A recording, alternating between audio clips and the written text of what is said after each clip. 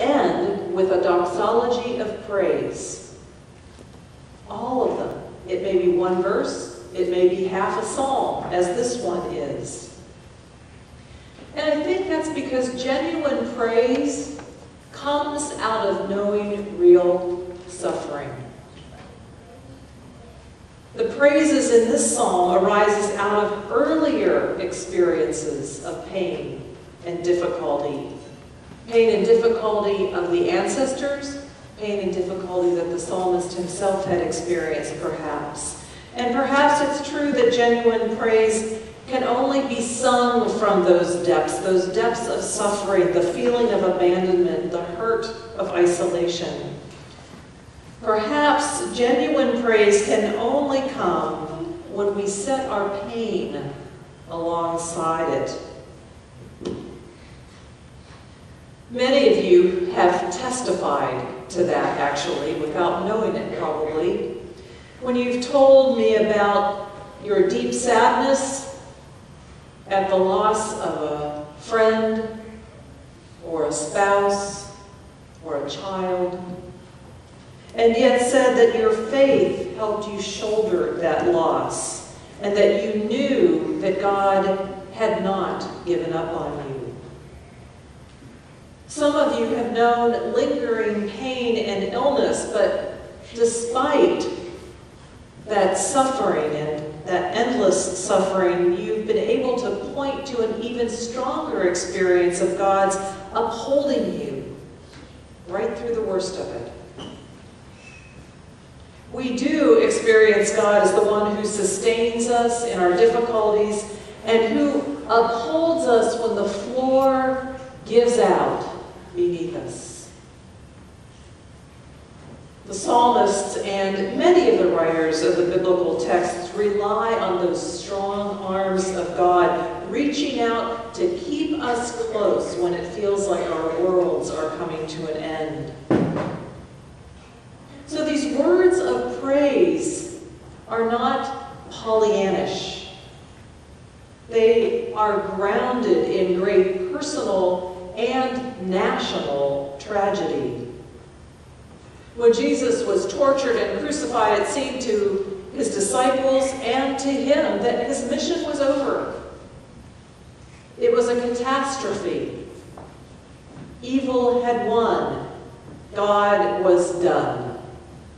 It seemed that grief and death would last forever. And yet God turned it all around, changed the past, and added purpose to it for looking toward the future. The poet George Eliot said, "Deep, unspeakable suffering may well be called a baptism, a regeneration, the initiation into a new state." And in this case, the new state is a renewed or even a new trust in God. God can do that. Suffering and sadness will always be with us. Always, always, always. And if we were left to ourselves, those kinds of tragedies could do us in. But like the psalmists, we are people of faith.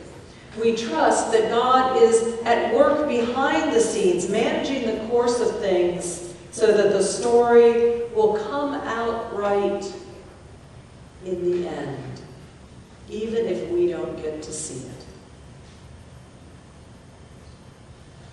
The world is still in good shape. The world is still in God's hands. We know Paul has written about that by saying God works together for good with those who are called according to his purpose. Well, let me end with a story about a little boy who was outside. It was a windy day and he decided to fly his kite. So he went outside and he took his kite and he flew it up into the air, and he had a huge ball of string attached to the kite. So it went up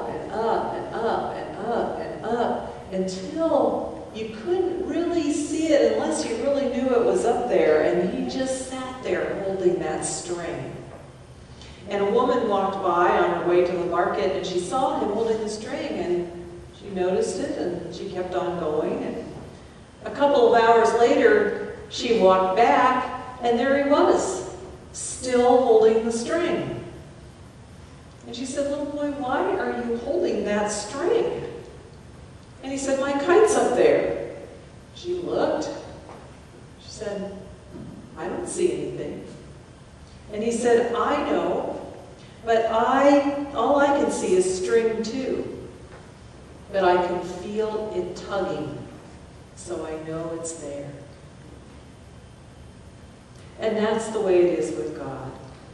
God continues to tug at us to show us that God is always close, holding us together right there, so that we too will be able someday to sing our praise. Amen.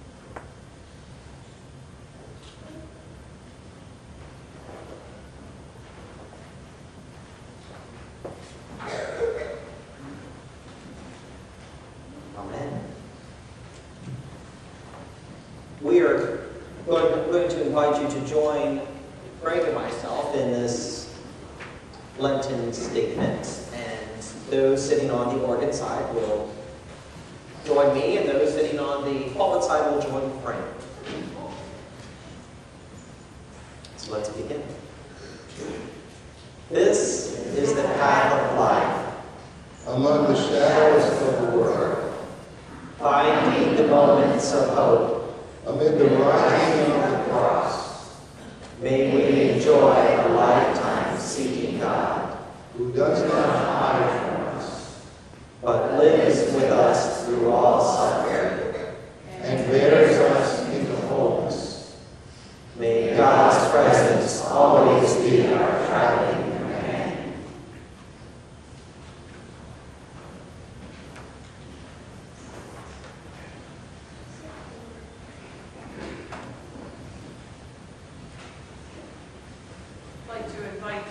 And Donna Mason to come forward while I get entangled from my wires here. There we go.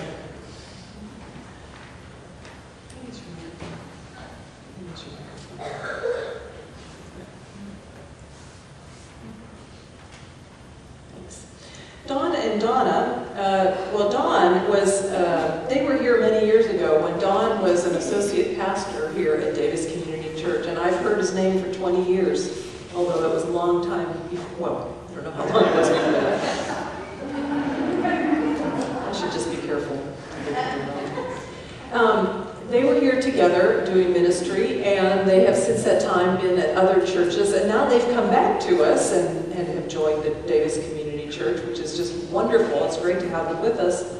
But they're leaving for 6 months to go do something else, and I'm going to let them tell you exactly what they're doing and where